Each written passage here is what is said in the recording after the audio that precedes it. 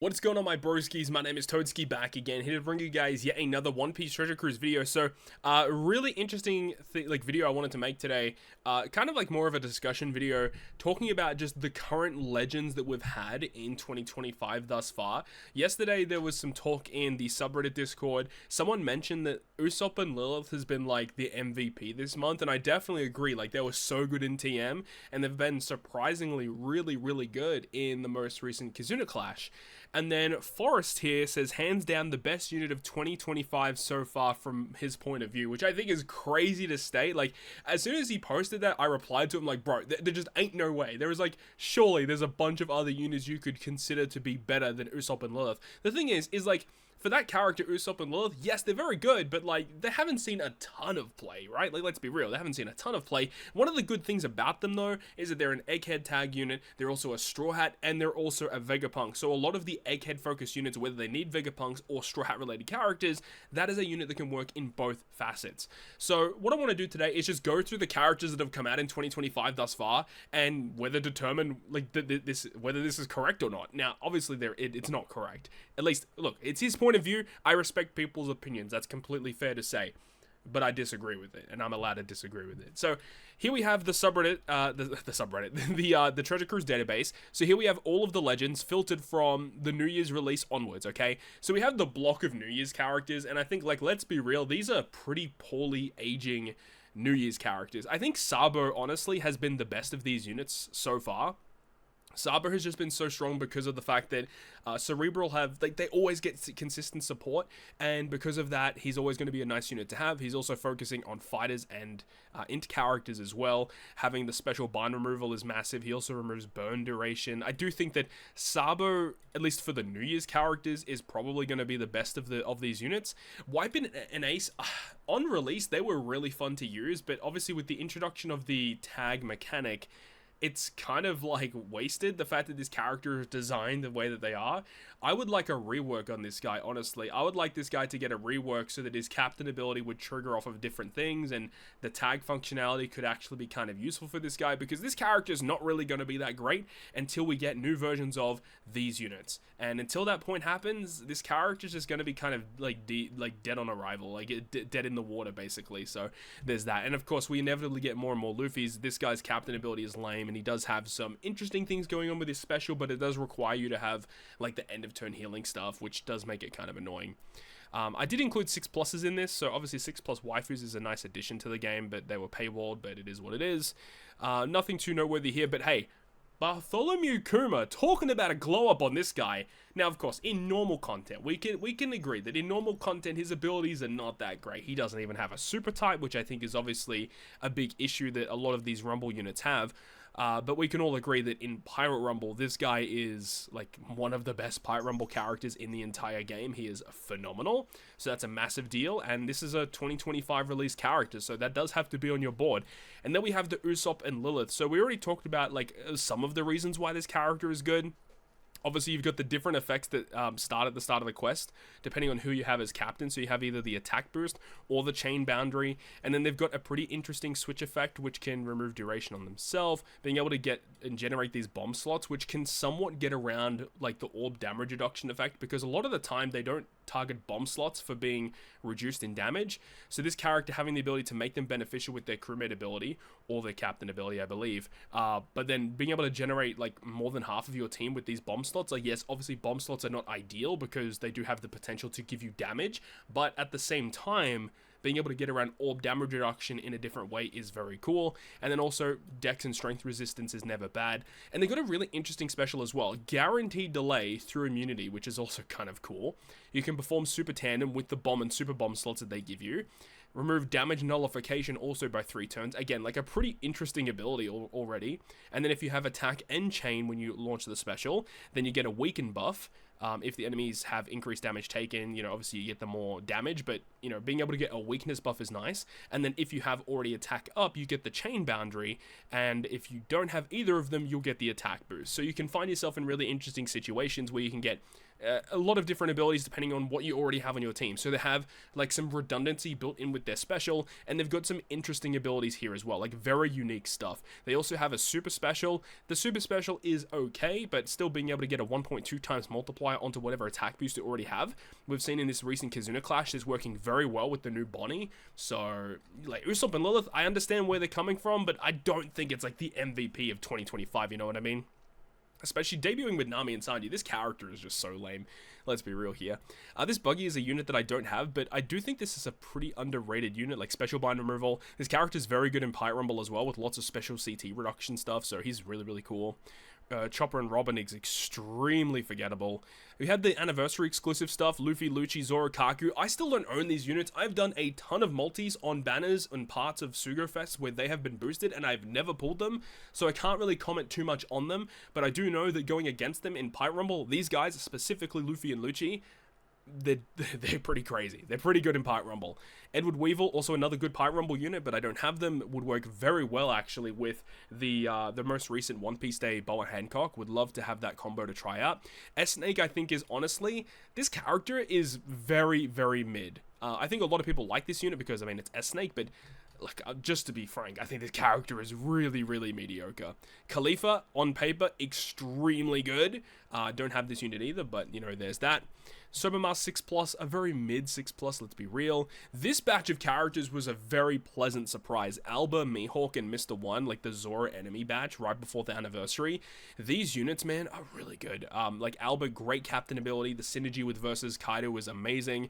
Dracula Mihawk, the synergy with 10th anniversary Shanks is amazing. And also just by themselves, these units are good. But then when you count in the synergistic abilities with other units that were pre-existing, these units become very strong. Mr. One is definitely the weakest of the three here. Obviously very good with cross skilled, but you know, he's fine. The other two definitely more powerful units. Mihawk is really, really good, by the way. We got Pika and Don Quixote do Flamingo. Pika's very good. I don't have him yet, but it works very well in Driven and Fighter teams. Dofi's obviously very strong. Tashigi, a very forgettable TM legend, which is, it's kind of weird because I feel like the last couple of years, TM legends have actually been pretty solid, but I think this year, the TM legends have been pretty mid. Like, let's be real. Like, at the start of the year, we had Morlan, Karasu, and then obviously we had Tashigi here, we had the Sabo last month, and then the month before that, we had the Ace. Like, they're all very forgettable legends that don't really have a lot going for them, whereas, like over the last few years, TM legends have been pretty strong. Like, I mean, you think of like Bon Clay, you think of Treasure Map Legend Crocodile, obviously you've got Nami and Karina, you've got Nami and Carrot and Wanda, like so many good units, but I feel like the ones this year have been pretty lackluster.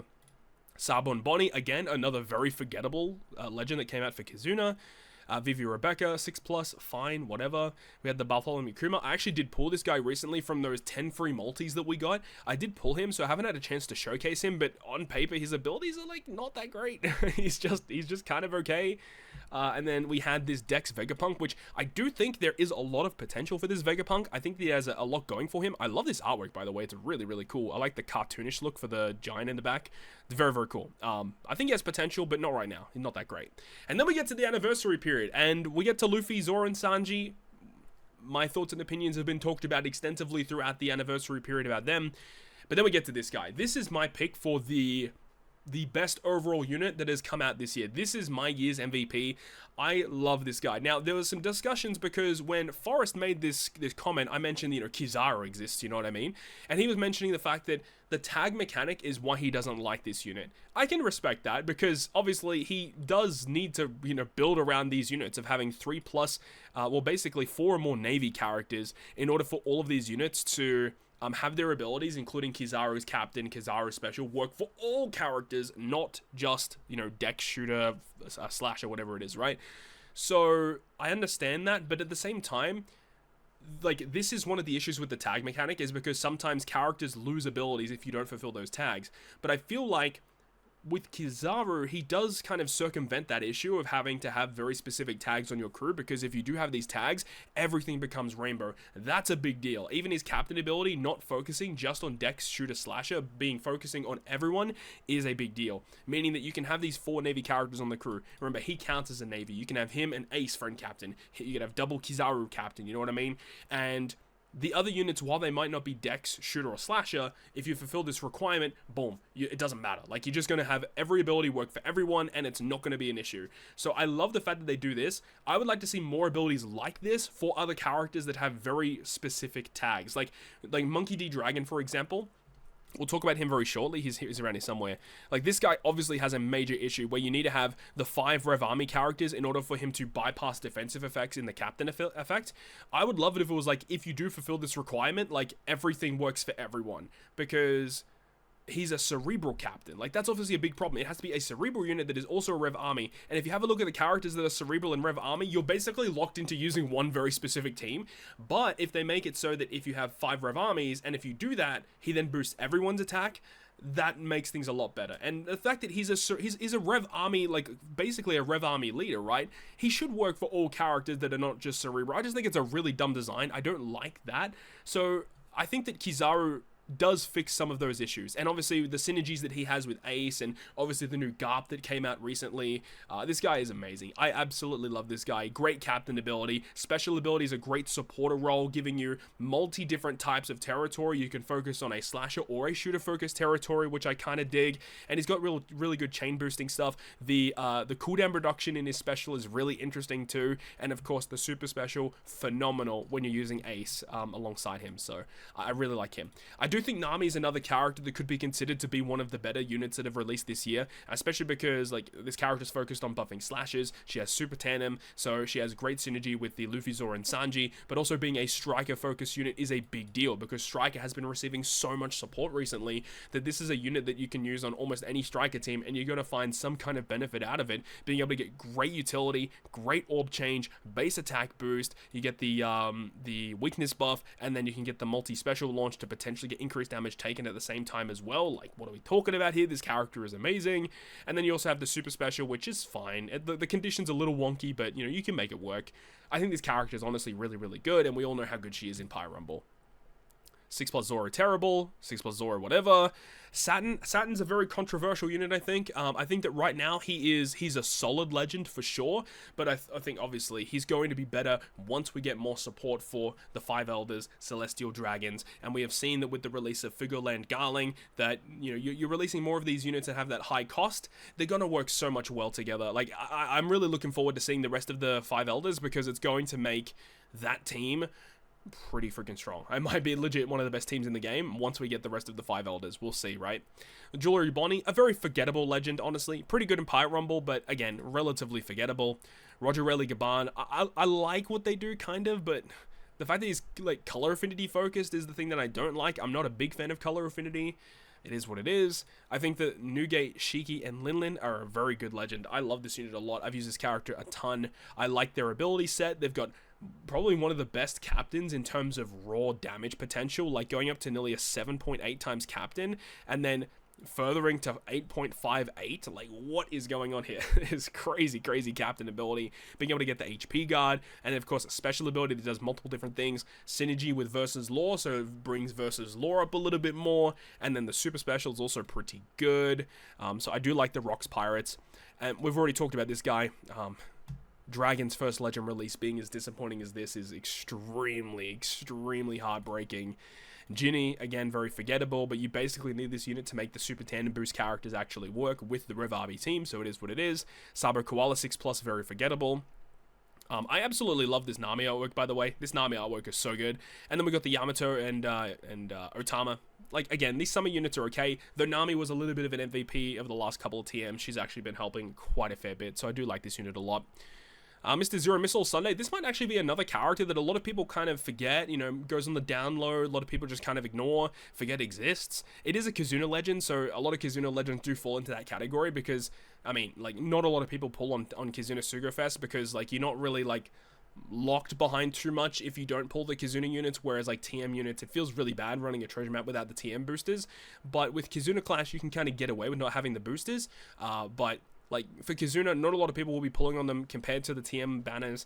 This unit does have a lot of good things going for them. The fact that they are more striker support is a huge deal. This character does a ton of damage, really cool ability. So I do like the Mr. Zero Missile Sunday. Mihawk and Perona, again, another very forgettable 6+, unfortunately. And then we had the release of Garp, which, of course, we talked about Kizaru recently. This is another character that I think could be one of those ones that people forget about, but he is a normal legend, so he's going to be pullable on regular red tickets in the next couple months, which is going to make him a lot more accessible accessible, I suppose. I really want to get this guy because the synergistic stuff with him and Ace and Kizaru is amazing. So I would love, love, love, love to pull this character. And then Figureland Garling, again, another character I would absolutely love to pull. I know some people that have pulled this guy using him in Pirate Rumble. They've absolutely loved him. So I would love to trial him out in Rumble, and I think that just the aesthetics of this guy is really cool. He just looks cool as heck, man. And his abilities, while they're not like the best in the game, he's cool. He's just a cool ass unit, man. I want to see more of the Celestial Dragon support. Again, I think the Boa Hancock from One Piece Day, I like what they did here. It's a unique legend, but let's be real, it's a pretty forgettable legend. This TM Sabo sucks. This Bonnie, very mid. 6+ Borsalino, he's fine, but like we come to the end here. We got Kung Fu Luffy. Shout out to Kung Fu Luffy. But in terms of the characters that I think are the best of 2025, there aren't actually a ton of them. Like, there's a couple of noteworthy ones we already went through. We went through Kuma, Usopp, and Lilith, obviously, was the point of the video. Luffy and Lucci, I haven't had much use of them, of course, but they do feel like they're pretty solid. These three characters debuting together was a massive release, obviously. And then we get to the anniversary, which I think Kizaru is just the best unit that is released this year, no doubt. Saturn, I like Saturn's design, but of course we need more support for him in the future. Big fan of Rocks, I think a lot of people are as well. I think that would be a lot of people's pick if Kizaru wasn't on the table. And then you get to this point where it's like, since the anniversary, we really haven't had a lot go for us. I think Garp and Garling was a huge release too. I think a lot of people were big fans of them. So at this point, we're kind of just waiting for the next big thing. So we don't really know when that is going to be. But personally, my pick is going to be this guy right here. I think Kizaru is going to be my pick. But let me know your thoughts and opinions about it down below in the comment section. If you had to pick the current 2025 MVP, what would your be? What would your pick be? Because Kizaru would be mine. Rocks would probably be second. But for some others, it might be something like Usopp and Lilith. So let me know your thoughts and opinions about this one down below in the comment section. Hope you enjoyed the video. If you did, make sure to go ahead and leave a like. And if you want to stay up to date with all the content I post, including more One Piece Treasure Cruise content, make sure to hit the subscribe button down below. And that, guys, I'll see you guys within the next video.